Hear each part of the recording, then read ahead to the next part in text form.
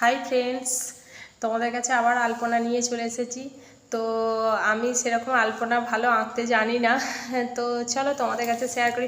প্রথমে বুঝতে পারিনি যে শেয়ার করব বলে, তারপর ভাবলাম যে চলো তোমাদের কাছে শেয়ার করি। অনেকটাই আঁকা হয়ে গেছে, তো আঁকতে আঁকতে মনে পড়ে গেল।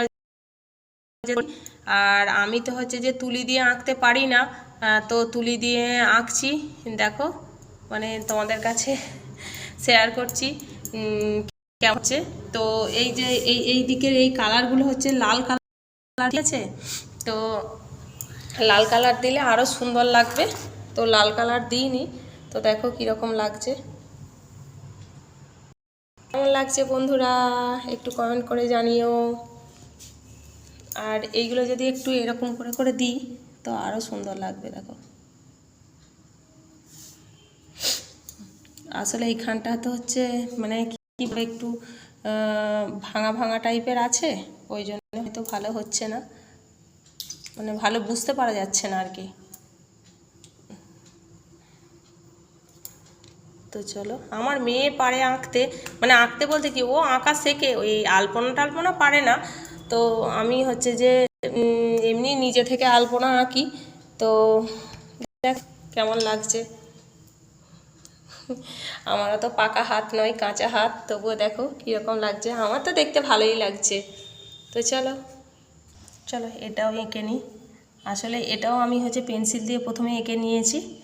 তো কারণ যে তুলি দিয়ে তো একবারে আঁকতে পারবো না, ওই জন্য পেন্সিল দিয়ে আগে এঁকে নিয়েছি। আসলে নিজের মতে আমি যে আঁকি। প্রথম প্রথম আমার বর বলতো যে তুমি কি করে যে আঁকছো, তুমি যে যখন আগে আলপনা দিতে, আগে প্রচুর আলপনা দিয়েছি। তো এখন যে টাইম পাই না, অত দিই না। আগে প্রচুর ওপর নিচে প্রচুর আলপনা আঁকতাম। তো আমার বর বলতো যে তুমি কি করে আলপনা দিচ্ছ, তুমি নিশ্চয়ই শিখেছো। তো আমি বললাম যে না, আমি শিখিনি। তো আমার বর বিশ্বাস করতো না। তারপরে আমার বর নিজে নিজেই দেখছি একদিন আলপনা আঁকছে, খুব সুন্দরভাবে আলপনা আঁকছে। দিয়ে আমি বলছি তুমি কোথায় শিখেছো? না, আমার বর বলছে আমি কোথাও শিখিনি, তুমি আঁকছো সেরকম, আমিও ভাবলাম যে তাহলে এঁকে একটু দেখি।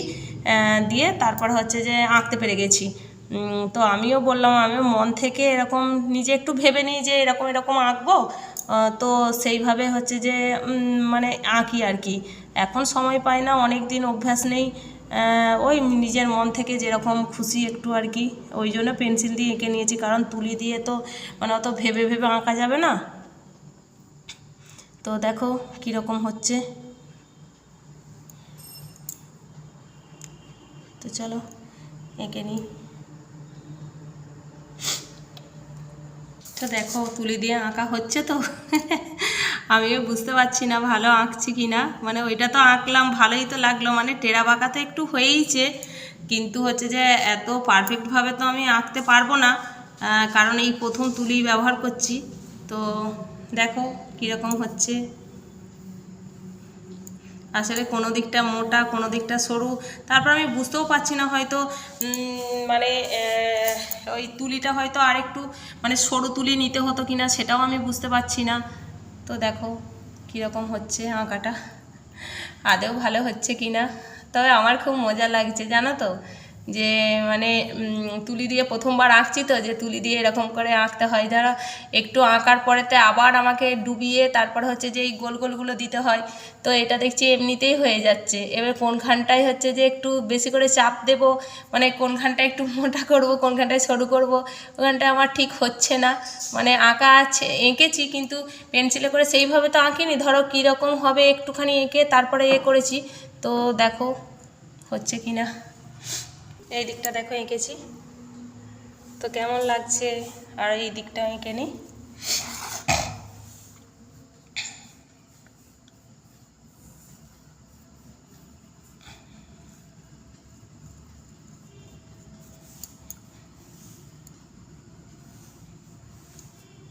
আসলে কয়েকদিন করলে আমিও পারবো হয়তো, কিন্তু যে বুঝতে পারছি না প্রথম প্রথম।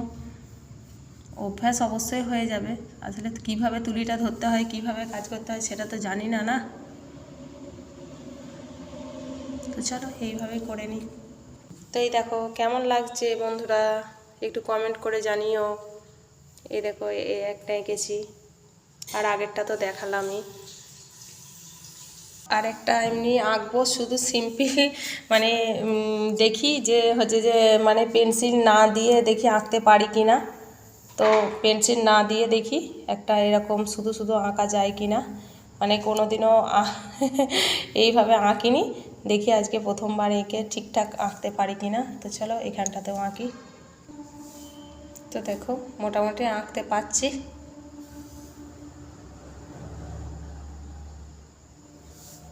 সেরকম ভালো হচ্ছে না, কিন্তু দেখো তবুও মোটামুটি আঁকছি।